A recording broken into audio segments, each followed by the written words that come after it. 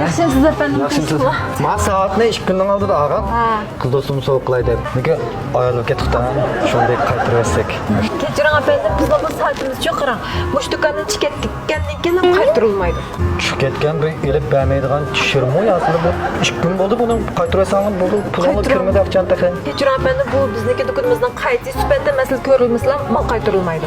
7 kun ichida shartsiz qaytirish iste'molchilarning bu eng asosiy huquq manfaati bo'ladi. Bilmaymsiz buni? Sifatida masal chiqimiz qayta. Yaxshimisiz efendim? Bu saatimiz yo'q qarang. Ma saat ajoyib. Mava, qaranglar, men eniga borgan meniki. Dashing qanqa bo'ldi deb qo'ymiz. Sezilmaydi, jizilmaydi. Almasdan jistamni hech kim bo'lmaydi.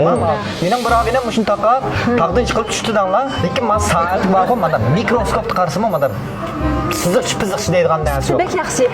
Nima bo'ldi ekan? Lekin og'inam tosh qusib o'ldi. Buni so'rab baqayan. Ko'rib boqamsizlar? Ha, ma'qul. Qaytarilmaydi. Bu sifatida masal chiqmasa qaytarilmaydi.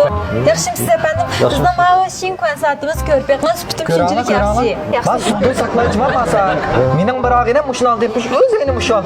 Muşun takap karan atayken sayyağı vardı. Muşun sınırlı. 20 metre sudan açık boltoğuna da düştü.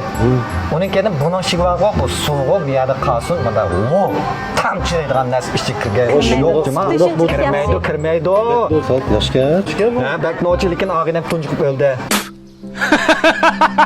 Ko'p qaya. Ya elimler. Qayta saqıldı. Kerem, ma bağı qarang mana ma eniga olmas. Suvdan saqlaydi. Uningdan sizni o'tdan mudofaa qilajman. Mening birog'ina mushsaatni taqab, ammo ashxon tamoq yetyapti. Ulg'i ketib, o't ashxonaga bayram bo'lib ketdi, lekin mana beg'i.